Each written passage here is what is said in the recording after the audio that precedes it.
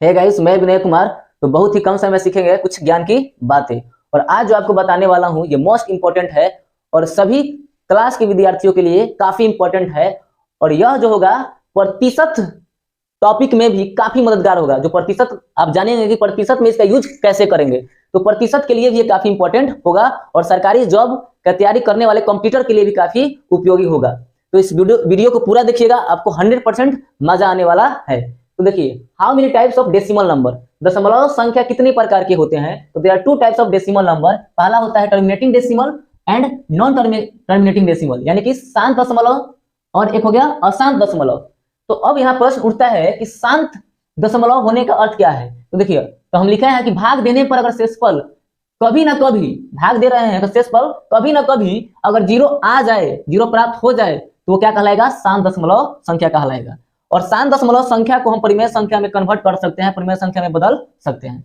अब है अशांत, नॉन टर्मिनेटिंग। नॉन टर्मिनेटिंग होने का अर्थ क्या है। नॉन टर्मिनेटिंग होने का अर्थ है कि शेषफल कभी भी शून्य प्राप्त यानी कि जीरो प्राप्त नहीं होगा, अर्थात भाग की प्रक्रिया आजीवन चलता रहेगा, यानी कि जब तक आपका जीवन रहेगा तब तक आप भाग देते रहिए, शेषफल कभी जीरो नहीं आने वाला है, कुछ ना कुछ शेषफल आते रहेगा, अर्थात उसे हम क्या कहते हैं, अशांत दशमलव कहते हैं। अब अशांत दशमलव भी दो प्रकार के होता है।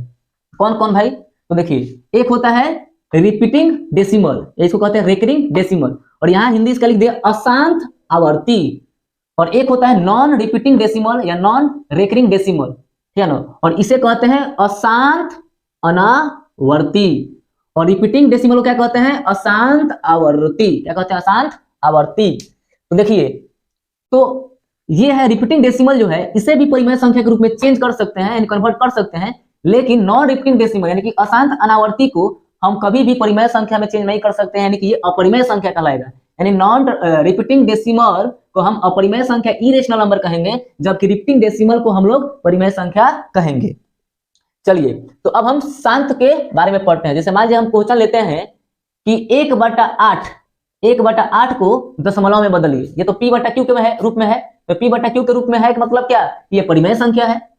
तो 1 लिख दिए अंदर और 8 लिख दिए बाहर, लेकिन भाग जाएगा, नहीं जाएगा। तो हम दशमलव दे दिए, तो दशमलव देंगे तो यहाँ 0 दे देंगे, तो ये 12 हो गया। अब ये छोटा हो गया, यानी कि भाज क्या हो गया, 12, और भाजक हो गया छोटा, तो भाग लगेगा।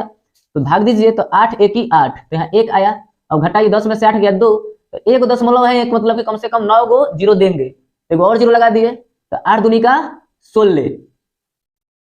अब फिर घटाइए तो कितना हो जाएगा, 16 4 20। अब फिर यहाँ पर जीरो दीजिए, तो 8 बचे कितना हो गया, 40। तो शेषफल देखिए जीरो प्राप्त हो गया, शेषफल जीरो प्राप्त हो गया, अर्थात ये शांत है। अब आपके मन में प्रश्न उठता होगा कि अभी बताए हैं कि शांत दशमलव संख्या को हम परिमेय संख्या में बदल सकते हैं, तो बदला जाए, तो जी हाँ बदला जाए। तो 0.125, और देखिए इसमें कोई नियम नहीं होता है, इसमें नियम है लेकिन इसमें कोई नियम नहीं है। तो चलिए यहाँ पर बदलते हैं, तो 125 लिख दीजिए, दशमलव के बाद कौ गो अंक, 1 गो अंक, 2 गो अंक, 3 गो अंक, तो नीचे 3 गो जीरो दे दीजिए। हम 3 गो जीरो दे दिए। अब इसको आप डिवाइड कीजिए, तो डिवाइड करेंगे तो देखिए इसको हम ऐसे लिख सकते हैं, 125 को लिख सकते हैं 25 गुने 5, 125 है ये। इसको 1000 को लिख सकते हैं 100 गुने 10, तो ये 1000 है। तो देखिए कितना बढ़िया, 25 1 25, 25 चौका 100।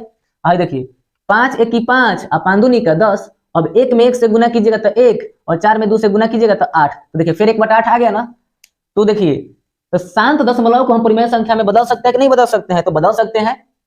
अब सवाल ये उठता है कि आप अभी सर बताए थे कि प्रतिशत में रेकरिंग डेसिमल कैसे कार्य करता है, ठीक है ना, और इसको हम कैसे चेंज करेंगे। तो प्रतिशत तभी समझ में आएगा जब इस बात को समझ जाएंगे, तब जाके कि रिपीटिंग डेसिमल या रेकरिंग डेसिमल या पुनरावृत्ति दशमलव या अशांत आवृत्ति को परिमेय संख्या में चेंज कैसे करे, ठीक है ना।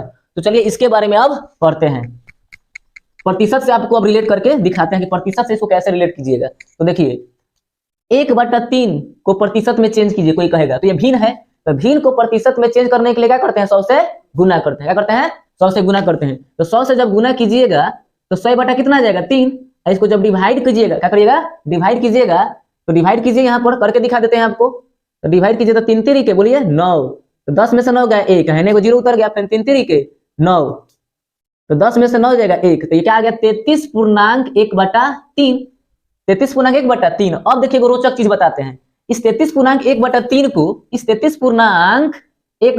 को हम लिख सकते हैं 33 + 1/3। कोनो अंतर नहीं है, बात वही है, ठीक है ना।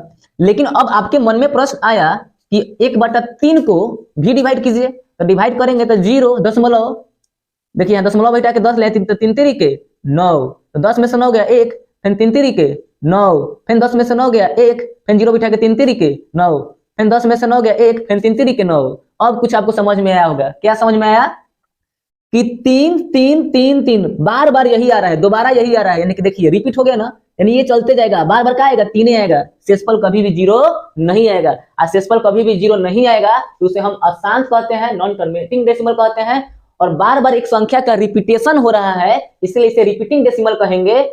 और इसी पर हम बार बार आ रहे हैं तो इसी पर हम क्या लगा देंगे, बोलो रेकरिंग लगा देंगे। तो रेकरिंग लगा देंगे तो इसे रेकरिंग डेसिमल भी कहेंगे और इसे अशांत आवृत्ति भी कहेंगे। तो इसको अब देखिए कैसे लिख सकते हैं, तो कितना आ गया देखिए, तो 33 प्लस 1/3 के मतलब 0.333, कितना है 0.333। तो अब बात समझिए, तो 1/3 को जब हम प्रतिशत में चेंज किए थे तो 100 से गुना किए, भिन्न को प्रतिशत में चेंज करने के लिए 100 से गुना कर दिए, तो आ गया 33 से ही 1/3%। लेकिन कभी कभी परीक्षा में ना ये नहीं देता है, क्योंकि तो आसान हो जाएगा किसी के लिए, तो वहां दे देगा, जोड़िएगा तो 33 वहां दे देगा बराबर करके, क्या दे देगा देखिए 33.33%। अब जब इतना दे देता है ना तो सबका दिमाग घूमने लगता है। कैसे घूमने लगता है, क्वेश्चन लेकर समझा देते हैं। जैसे हम क्वेश्चन लिए क्या कि 90 का 33.33% क्या होगा, ये हम क्वेश्चन ले लिए। अब ढेर विद्यार्थी से नहीं बनेगा, अब वहां पर सोचेगा कि फ्रैक्शन में कैसे लाए, लेकिन जिसको याद होगा कि 1/3 को ही कहते हैं 33 गुना 1/3%, इसी को कहते हैं 33.33%, तो उसको याद है तो का माने गुना, आराम से लिख देगा 1/3, काट देगा 30 90, तो आंसर आ गया कितना ना, बोलो 30। कितना आ गया 30। तो कितना आसान है, आपको समझ में आ गया होगा। तो यही सब लिखता है। अब एक और बात है यहाँ पर कि 2/3 यहाँ पर लिख दिया, उसको भी समझा देते हैं। 2/3 आ गया तो उसको आप समझिए। जैसे 1/3 के मतलब क्या है, 1/3 के मतलब आया था 0.333, या इसी को हम लिख सकते हैं, क्या लिख सकते हैं, इसी को लिख सकते हैं हम, अगर प्रतिशत में चेंज करेंगे 100 से गुना करेंगे तो ये तो 3 3 आ गया, 3 3 आ गया। अगर इसमें हम 2 से गुना करेंगे, सॉरी 2 से गुना करते हैं, तो इधर 2 से गुना करेंगे तो इधर भी क्या कहते हैं 2 से गुना कीजिए, तो यही हो जाएगा 2/3, आई हो जाएगा 0.666, क्या हो जाएगा 0.666, ठीक है ना। उसी तरह से अगर 1/3 तो मतलब आप जानते हैं कि होता है 0.333, अगर इसमें हम 3 से गुना करेंगे तो इधर 3 से गुना कीजिए, तो 3/3 इधर आ जाएगा, आई हो जाएगा 0.999, क्या नहीं, तो अभी आते रहेगा, आई कट के क्या हो जाएगा 1, तो 1 लगभग बराबर हो जाएगा 0.999 के, तो बहुत सारा 1 आएगा, इसलिए 1 बराबर 1 लिख सकते हैं, ठीक है ना। तो उसी तरह से आपको समझ में आ गया होगा कि इसका प्रतिशत में यूज कैसे होता है, ठीक है, प्रतिशत में यूज कैसे किया जाता है, ठीक है ना। अगर डायरेक्ट आएगा कि 0.66 आएगा, अगर 0.666, ठीक है ना, तो आप क्या समझेंगे कि ये है 2/3, ये क्या है 2/3।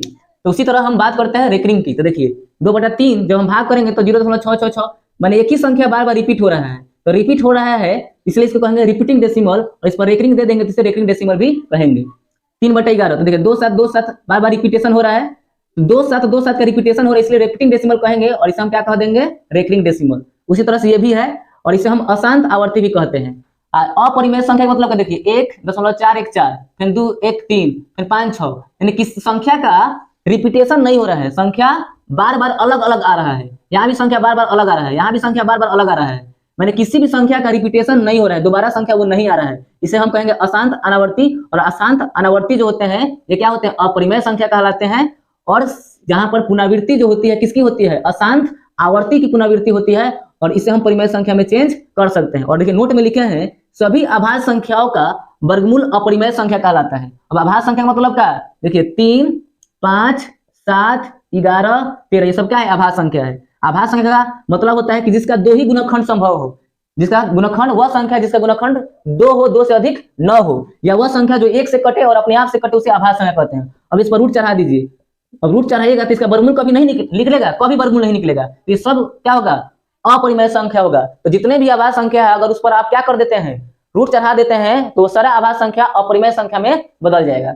अब यहाँ पर है देखिए 1/11, तो 1/11 को जब डिवाइड कीजिएगा, ठीक है ना, अगर इसको हम किस में बदले, प्रतिशत में बदले, तो 100 से गुना कीजिए, तो 100 से गुना किए तो 100 बटा कितना हो जाएगा 11, 11वां 99, तो 9×1/11% आ जाएगा, 9×1/11% आ जाएगा। अब 1 को 11 से डिवाइड कीजिए, 1 को 11 से डिवाइड कीजिए, तो डिवाइड कीजिएगा तो यहाँ आएगा 0 यहाँ 0 उतार दीजिए, फिर भी नहीं कटा, तो जब नहीं कटेगा यहाँ पर कमे रह गया, तो फिर एगो क्या उतारेंगे 0, तो यहाँ को 0 उतारना पड़ेगा। अब देखिए 11वां 99, 11वां क्या हो जाएगा 99, और घटाइएगा तो कितना आएगा यहाँ पर, फिर आ जाएगा 1, फिर क्या आ जाएगा 1, तो 11वां 99। अब यहाँ 0 दिए, फिर नहीं कटा, फिर 0 देंगे नहीं कटे, तो फिर एक 0 देंगे तब 9 आएगा। तो इस तरह से ये चलते चला जाएगा।